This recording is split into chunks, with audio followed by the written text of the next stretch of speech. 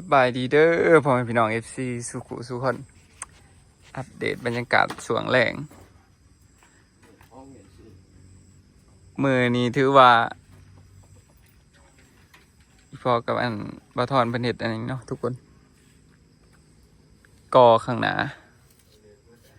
เรียบร้อยจอดกันแล้วบ้านนี้พี่น้องเอ้ยเพิ่งสวงเพ่นนี้เทขานสวงแรงมากก็ก่อเลยเนาะทุกคนคักเว้ยบ้านนี้พี่น้องเอ้ย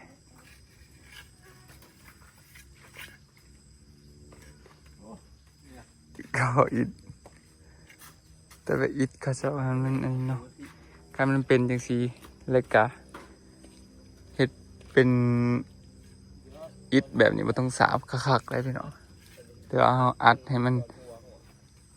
แน่นแต่ว่าตัวเก่าลายมันบ่อย่างงามเนาะตัวเขาจะก่อทำอิฐคันใดลายแบบนี้เบิดนี่คือสิงามอยู่นี่ก็อิฐเรียบร้อยเป็นจังไดพี่น้องเริ่มเป็นหูขึ้นมาแล้วบ่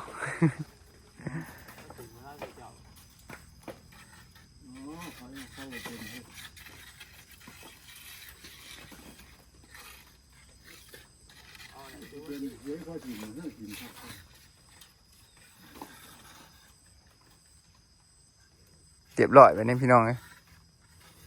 จอดติดกันมิดชิดละบ้านอย่างเดลังคามันซึมทุกคนสิว่าหัวกับว่าหัวแล้วแต่มันซึมแต่ว่าซึมหลายคันหัวเป็นหูคือว่าอันนี้มันซึมมันหน่อยทีละหน่อยนะทุกคนถ้าสีกบมันสิได้บ่เนาะ ถ้าสีนาจริงๆ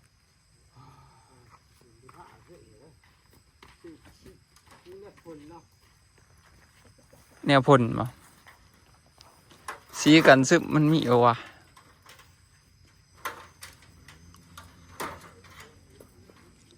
แล้วทุกคน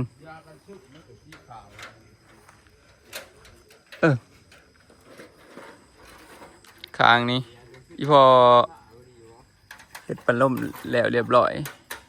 รู้สึกว่ามันเป็นหูเป็นทรงขึ้นมาเนี่ยทุกคนเลยนี่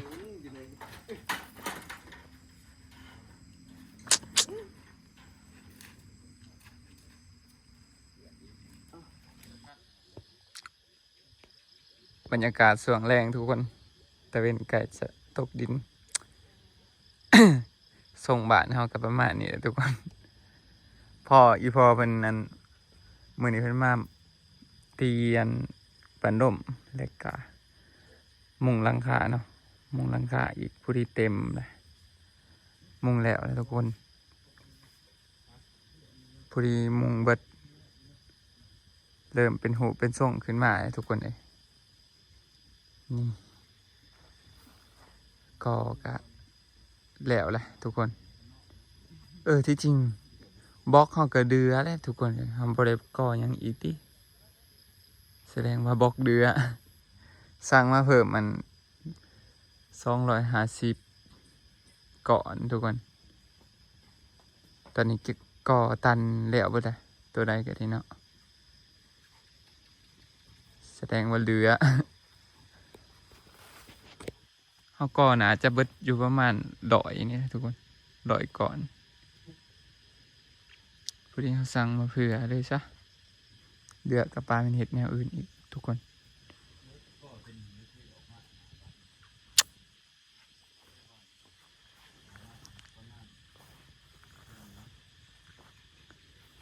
ยังขางนั่นเด้อทุกคนขางนั้นอีพอยังว่าท่านได้ตีเป็นล่มแต่ว่าแสงยามแรงมากนี่เด้อแสงเขาออกมาเหือนนี้รู้สึกว่างามเนาะไอ้สุกพวกกำลังซิเมื่อนะทุกคน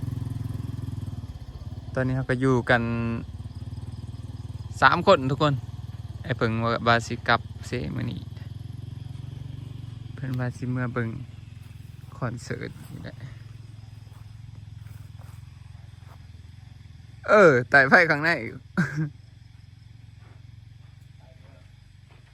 เอาออกมันออกบ่เห็นเสือ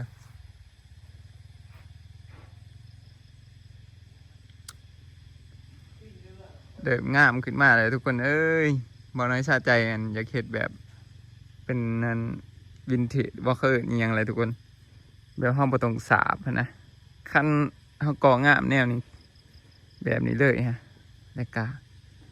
เอาปูนไปใส่บอนใดที่มันหัวมันยังนะทุกคนบอนใดเอาใส่แต่บอนนี่ขอบมันนี่ทุกคนกระปาดอย่างสีประตองสาบเนาะแล้วก็ทาสีใส่จังสีนะแต่ว่าอันจะคล้องเดิมเขาจะเห็ดมามันบ่เป็นหูเป็นทรงนะทุกคนเอาออกมาเปิดอยู่นอกก็ได้มันก็เลยสิบงหามบันไดที่ปูนมันก็แข็งเลยนะมันบ่เข้ากันกับตัวกอใหม่นี่เริ่มสวยงามขึ้นมาเดี๋ยวดิพี่น้องมีแห้งขึ้นมาเลยอันนี้นี่บ้านเฮาหนาจะได้อยู่50%นะทุกคน50กว่านี่แหละยังอีกหลายอย่างอยู่เพื่อสิได้เอาบ้านหลังหนึ่งโอ้ขนาดบ้านน้อยๆเนาะเฮาคิดแค่ว่ามาต่อเติมเอานะทุกคนก็ยังเบิดหลายปานนี้เนาะดีแต่ให้พอมาเฮ็ดให้นะทุกคนพอกับอันสร้างถอนเนาะมาเฮ็ดให้แก้ปัญหาดีๆขั้นจ้างสร้างคนอื่นนี่โอ้ยงบประมาณแต่กะความใส่ใจความอันนี้น่าจะบ่ซ้ำนี่นะทุกคนแต่กะความไว้ก็น่าจะบ่ซ้ำนี่อีก คือสินานแล้ว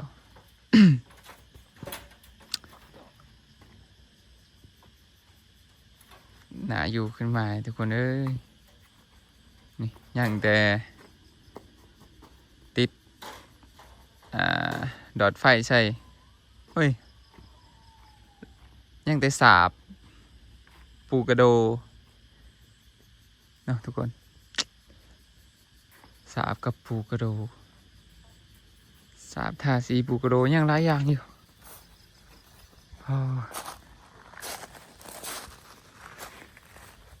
บรรยากาศ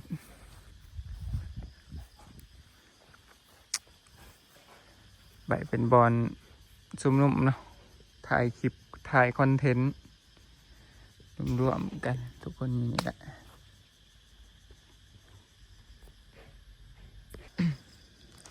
อันนี้มุมหลังบ้านทุกคนมุมหลังบ้านเห็น2 ลมไหมวะ ติด2 ลมแนวนี้ด้วยทุกคนถือว่าก็งามอยู่ได้แหละติดแบบ3 แถวเลย3 สันขึ้นมาเมื่อนี้ลงคลิปสระเลยทุกคนอัพคลิปมันแต่ผลแต่เพลนผุดแหละกันเลยลงส่วง4-5 โมงแรง5 โมงแรงลงคลิปทับอิดหันมันโมมีเสียงทุกคนบ่น้อยลืมเบิ่งบ่น้อยไปลืมปิดเสียงมันจะลงแล้วโอ้ยมาเบิ่งใหม่เพราะว่า FC คอมเมนต์ว่าบ่มีเสียง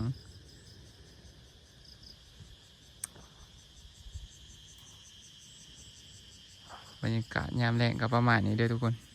แถวนี้ก็สิมืดตึ้มแล้วแหละบ่ค่อยมีไฟเอียงเนาะนี่คันยามแรงมาเพราะว่าทางรอบๆมันเป็นแต่ป่าเบิดเนาะทุกคน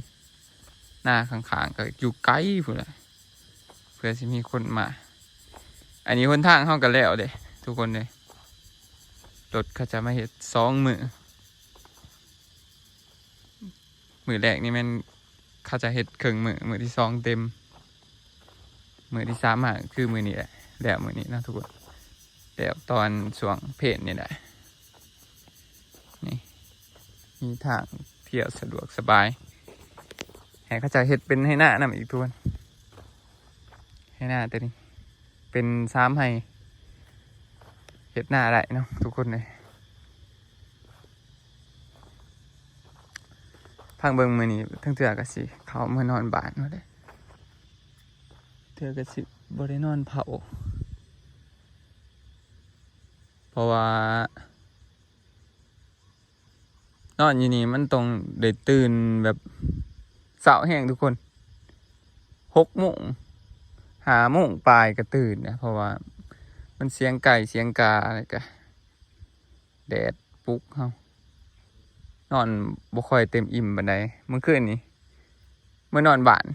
คือกันจังนอนเต็มอิ่มแน่เพราะว่าบ่น้อยปกติแล้วนอนอยู่ห้องแอร์เนาะทุกคนนอนเที่ยงหน้าอะไรก็ถามว่านอนได้บ่นอนได้อยู่แต่ว่ารู้สึกว่าเฮาตื่นไวโพดแล้วก็ร่างกายเฮามันอ่อนเพลียนะเบิ่งทุกคนบรรยากาศข้างๆอนาคตเนาะโอ้ยบ่น้อยว่าคันมีเงินมีคำนี่ติดอันไฟโซล่าร์เซลล์เนาะโซล่าร์เซลล์ข้างทางไปเลยนี่คือสิ